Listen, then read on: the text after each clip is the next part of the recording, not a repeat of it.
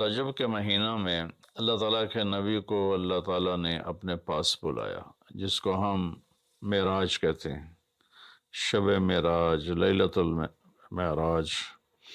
اور اس کے لیے اہتمام بھی کیا جاتا ہے عبادات کا، خیرات کا۔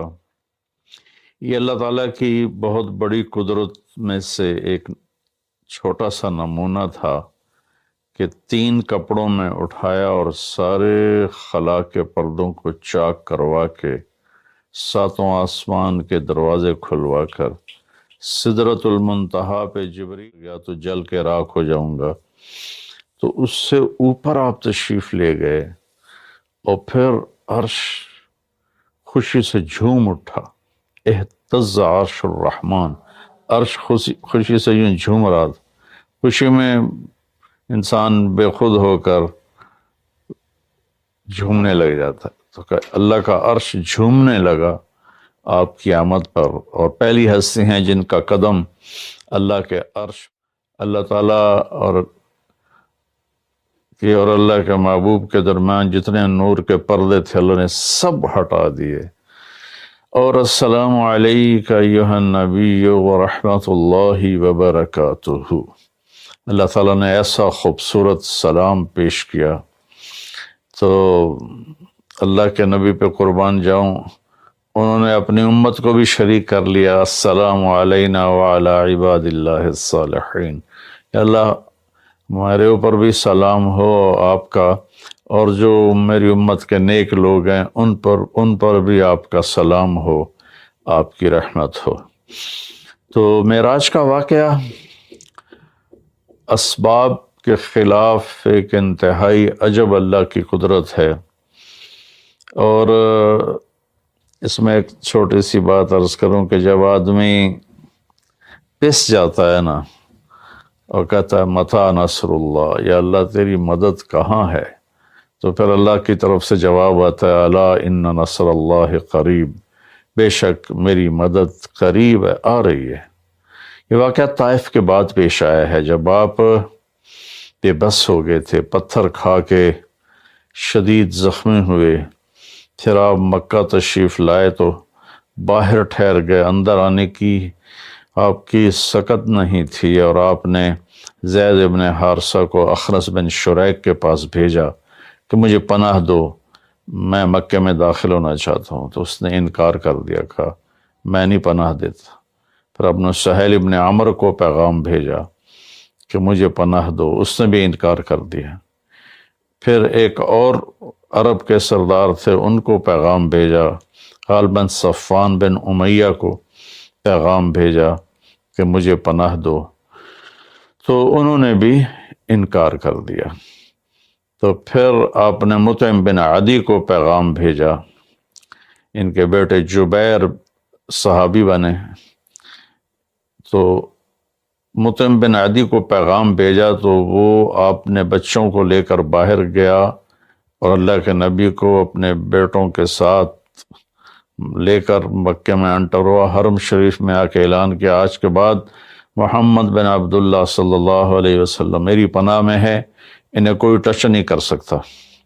ابو جہل نے کھڑے ہو کر کہا تم یہ اس کا کلمہ پڑھ کے کہہ رہے ہو یا اپنی سرداری کے زوم پر کہہ رہے ہو، اپنی سرداری کے بلبوتے پر؟ اور کہا نہیں، میں نے اس کا کلمہ نہیں پڑھا، جو اللہ نے مجھے سٹیٹس دیا ہے اس کی وجہ سے کہہ رہا ہوں۔ کہ پھر ٹھیک ہے، ہم ان کو کبھی ٹچ نہیں کریں گے۔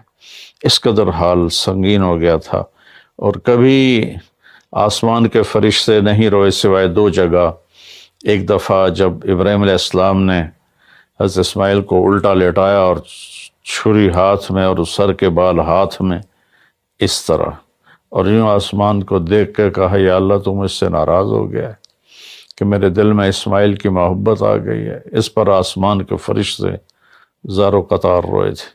اور ایک جب ہمارے نبی کو پتھر پڑے اور پڑھتے پڑھتے بے ہوش ہو کے گر گئے، اس وقت 7 آسمان کے فرشتے روئے تھے۔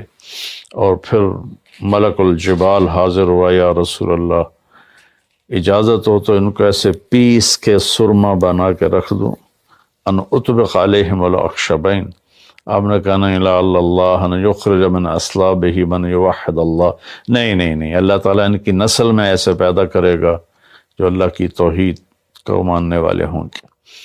اس تکلیف کے بعد یہ سفر ہوا کہ 27 رجب کو جبرائیل آئے، آسمان سج چکے ہیں، اور ہماری یعنی زبان میں یا ہمارے رواج میں کہ یا رسول اللہ استقبال کے لیے قطاریں لگ گئی ہیں، آپ ان کو لے کر گئے۔ آپ ام ہانی رضی اللہ عنہ حضرت علی رضی اللہ تعالیٰ عنہ کے گھر میں تھے آپ، تو وہاں سے حتیم میں لے گئے، آپ کا سینہ چاک کیا، دوسرے فرشتہ وہ پانی لایا زمزم کا، اس سے آپ کے سینے کو صاف کیا، پھر دل باہر نکالا، اس کو چیرا، اس سے صاف کیا، اور پھر دوبارہ دل کو رکھ دیا، سینے کو بند کر دیا۔ اب یہ سارا کچھ اپنے ہوش میں دیکھ رہے تھے۔ پھر وہاں سے براق پہ سوار ہوئے۔ براق گدھے سے بڑا قد، خچر سے چھوٹا قد والا ایک جانور تھا، جس پر آپ کو سوار کرایا گیا، اور وہ تھوڑا مستی کرنے لگا تو جبریل بولے تو یہ پتہ ہے تیرے اوپر کون سوار ہیں؟ تو اس کے ساتھ ہی وہ ایک دم سر نیچے کر گیا، اور پھر وہاں سے پرواز کی بیت المقدس، اور وہاں آپ نے 2 نفل پڑھے اور ان کو وہیں چھوڑ دیا، اس کو براق کو وہیں چھوڑ دیا۔ وہاں سے پھر سفر شروع ہوا اللہ کی طرف۔ اس سفر کو اللہ نے یوں بیان کیا ہے، سبحان الذی اسری بعبدہ لیلا من المسجد الحرام الى المسجد الاقصى الذی بارکنا حولہ لنریہ من آیاتنا انہ هو السمیع العلیم۔ تو اس میں اہل علم کے لیے بڑا خوبصورت نقطہ بھی میرے ذہن میں ہے کہ یہ قرآن کی پہلی صورت ہے جو سبحان مصدر سے شروع ہو رہی ہے، سبحان الذی۔ پھر اس کو آگے لے جا کر اللہ تعالیٰ نے مصدر کے بعد فعل ماضی ہوتا ہے تو سبح للہ ما فی السماوات والارض کے ساتھ شروع کیا، تو مصدر آیا، ماضی آیا، ماضی کے بعد مضارع ہوتا ہے، فیوچر ہوتا ہے، مستقبل ہوتا ہے، تو یسبح للہ ما فی السماوات وما فی الارض الملک القدوس العزیز الحکیم۔ پھر اس کے بعد امر کا صیغہ ہوتا ہے، تو سبح اسم ربک الاعلی الذی خلق فسوی۔ یہ قرآن کا اعجاز ہے، قرآن کی خوبصورتی ہے، قرآن کی بلاغت ہے۔ سبحان، سبح، یسبح، سبح۔ تو اللہ تعالیٰ نے پہلے اپنی پاکیزگی کو بیان کیا کہ جو کچھ کہنے والا ہوں میں سب کچھ کر سکتا ہوں، میرے لیے کوئی مشکل نہیں کہ میں اپنے بندے کو لے کر گیا۔ اللہ آنے جانے سے پاک ہے، لیکن با کا اضافہ یہ بتاتا ہے کہ اللہ تعالیٰ کہہ رہے تھے یوں ہی سمجھو کہ میں اپنے بندے کو خود لے کر گیا اوپر۔ آپ جبریل کے کندھوں پر، پروں پر سوار ہو کر نہیں گئے، آپ کا سفر الگ تھا، جبریل کا الگ تھا، یہاں تک کہ پہلے آسمان پر پہنچے تو دروازہ کھلا تو آدم علیہ السلام نے استقبال کیا، گلے لگایا۔ پھر اس سے اوپر گئے تو عیسیٰ علیہ السلام، یحییٰ علیہ السلام، زکریا علیہ السلام نے استقبال کیا، اور سارے آسمان کے فرشتوں نے استقبال کیا۔ پھر اس کے بعد تیسرے آسمان پر گئے تو یوسف علیہ السلام نے استقبال کیا اور سارے فرشتوں نے۔ پھر چوتھے آسمان پر گئے تو یونس علیہ السلام نے اور باقی سارے فرشتوں نے۔ تو پھر پانچویں آسمان پر گئے تو ہارون علیہ السلام اور آسمان کے فرشتے۔ پھر چھٹے آسمان پر گئے تو موسیٰ علیہ السلام اور موسیٰ علیہ السلام کے آسمان کے فرشتے۔ اس دن اللہ نے، میرا میں نے پڑھا کہیں نہیں لیکن مجھے لگتا ہے کہ اس دن اللہ تعالیٰ نے سارے فرشتوں کی عبادت کی چھٹی کرا دی ہوگی اور فرمایا ہوگا بس میرے محبوب کا دیدار کرو، استقبال کرو، آج یہی تمہاری عبادت ہے، کیونکہ ہر فرشتہ بے قرار تھا کہ دیدار ہو جائے۔ پھر اب ساتویں آسمان پر گئے، وہاں ایک بیت اللہ تھا، وہاں ایک بزرگ سفید داڑھی والے یوں کر کے بیٹھے ہوئے تھے، یوں کر کے، اور لمبے ان کے بال تھے، لمبی داڑھی تھی، وہ نہیں اٹھے، وہ بیٹھے رہے۔ جب اب قریب آئے تو وہ کھڑے ہوئے اور کہا میرا بیٹا آ گیا۔ پہلے نبیوں نے کہا ہمارے بھائی آ گئے، ہمارے بھائی آ گئے، ہمارے نبی آ گئے۔ اس بزرگ نے کہا میرے بیٹے آ گئے، میرے بیٹے آ گئے۔ تو آپ نے جبریل سے پوچھا یہ کون بزرگ ہیں؟ تو انہوں نے فرمایا یہ آپ کے دادا ابراہیم علیہ السلام ہیں۔ اس میں اللہ نے ہمیں سبق دیا کہ بیٹا کتنے ہی عالی مقام پہ چلا جائے، اس کی ذمہ ہے اپنے ماں باپ کا ادب کرے، ان کے پاؤں چھوئے، ان کے سامنے سر جھکا کے چلے۔ یہ ہواؤں میں اڑ جائے، عرش کو چیر کے اللہ تک پہنچ جائے، پھر بھی باپ کے آگے، ماں کے آگے سر جھکانا ہے۔ اور یہ سبق عملاً اللہ نے امت کو سکھایا، پہنچایا کہ اللہ تو جانتے تھے کہ یہ امت اپنے والدین کی کتنی نافرمان ہوگی، اور کتنے ماں باپ ہوں گے جو چھپ چھپ کے روئیں گے، کتنی مائیں ہوں گی جو دوپٹے کے پلو میں اپنے آنسو چھپا لیں گی اپنی اولاد کی نافرمانی کی وجہ سے، بدتمیزی کی وجہ سے۔ میرے نبی سے پوچھا گیا یا رسول اللہ قیامت کب آئے گی؟ تو آپ نے فرمایا اللہ کو پتہ ہے۔ کیا کوئی نشانی فرما دیں؟ ارشاد فرما دیں کہ جب مائیں بیٹیوں کے ہاتھوں ذلیل ہوں گی تو قیامت آئے گی۔ یعنی بیٹے تو کرتے ہی رہتے ہیں، اگر بیٹیاں بھی ماں کو ذلیل کریں گی تو قیامت آ جائے گی۔ تو یہ اتنا بڑا مقدس رشتہ ہے۔ آپ نے فرمایا جس نے اپنے والدین کو دکھ دیا اس پہ اللہ کی لعنت، زمین آسمان کی لعنت، فرشتوں کی لعنت، نہ اس کی نماز قبول ہے، نہ روزہ، نہ صدقہ۔ اور دوسری طرف آپ نے فرمایا جو صبح صبح ماں باپ کی زیارت کر لے تو صبح سے شام تک جنت کے 2 دروازے اس کے لیے کھل جاتے ہیں۔ نہ حال پوچھا نہ خدمت کی، صرف آ کے زیارت کی محبت کی وجہ سے۔